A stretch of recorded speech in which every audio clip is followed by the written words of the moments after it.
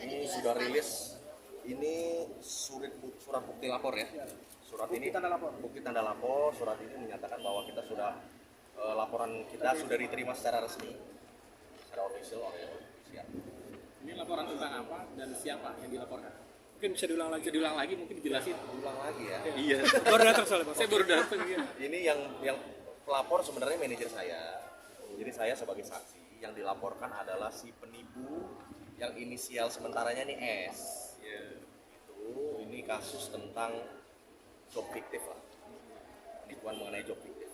Itu kapan kejadiannya dan dirugikan berapa banyak? Kejadiannya itu tanggal 21 Desember. Kerugiannya sekitar hampir 20 juta. Oh, 20 juta ya. Bisa dijelasin lagi jobnya seperti Seperti apa? apa, ya? Nyanyikan Jadi atau ada mampu? tawaran job untuk tanggal 27 Desember. Mengaku dari Kementerian PUPR. Sudah deal akhirnya dengan manajer saya secara budget dan lain-lain. Dan akhirnya ada kelebihan dana yang ditransfer untuk keperluan catering karena biasalah begitulah ya antar sesama manajer dan IO gitu untuk supaya bisa mentransfer secara satu rekening gitu. Nah, akhirnya kelebihan itulah yang ditransfer oleh manajer saya ke si penipu ini tanpa cross check dulu. Dana yang sudah ditransfer sama si penipu ini ternyata nih dananya bukti transfernya fiktif. Palsu, tidak ada dana yang masuk, malah manajer saya yang keluar uang. Sudah komunikasi dan menanyakan apa tanggung jawabannya seperti apa terhadap yang menipu itu? Sudah nggak ada kabar habis itu, udah nggak bisa dihubungi. Terakhir komunikasi Tanggal 21 itu. tanggal 21. Setelah pentransferan terakhir itu, transaksi terakhir.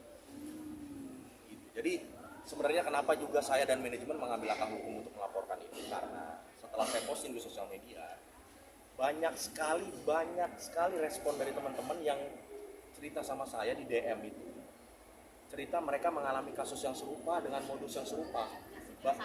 Bahkan beberapa ada juga bersinggungan dengan orang yang sama dan rekening yang sama itu. Gitu. Jadi ini sepertinya ini sindikat ya sepertinya ya. Jadi itulah alasan kenapa kami membuat laporan dan mudah-mudahan langkah ini bisa mewakili teman-teman semua, teman-teman yang lain. Karena ada informasi lanjutan karena manajer saya ini kan Sekjen Imarindo tuh, Ikatan Manajer Indonesia. Dia dapat laporan dari beberapa teman.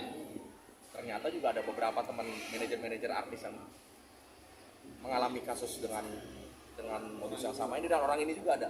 Manajernya Cakrakan juga ada yang baru saja dibunuh jadi dengan pola yang sama tapi belum sempat transferan. Jadi karena berita ini udah naik makanya mereka jadi ngeh gitu bahwa ini penipuan.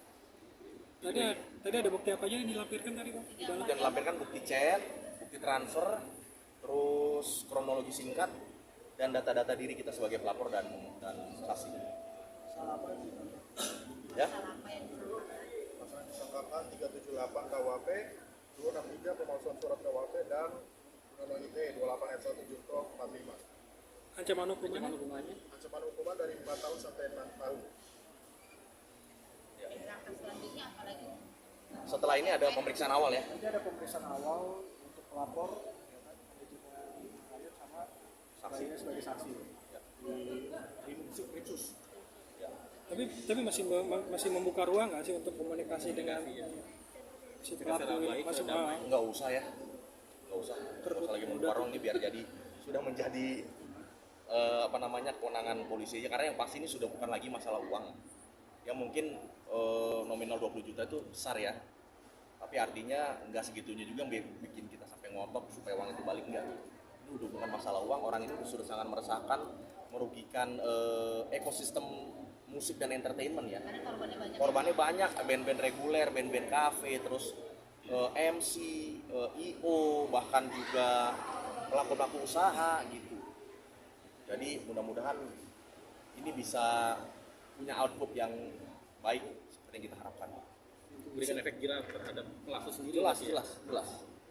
Efek jerah dan ya pokoknya efek jerah lah. Itu bisa jadi pelajaran sendiri berarti Bang ya ketika mendapat undangan atau job dari klien yang maksudnya yang kurang abu-abu Ya, dari itu. ini kan sebenarnya bisa terjadi nih karena kelalaian yang sebenarnya hal kecil ya. Sebenarnya kan dealing atau negosiasi seperti ini udah hari-hari terjadi kan antara manajer dan pihak yang menghubungi gitu. Cuman kali ini memang tidak cross check transferan itu benar dana masuk atau enggak, karena memang mereka punya pola yang cukup profesional untuk menggiring kita nih bernegosiasi supaya seolah-olah menjadi terburu-buru gitu. Jadi udah nggak sempat lagi cek. Ya memang mereka polanya seperti itulah, jago lah mereka. Thank you Bang Rio. Thank you.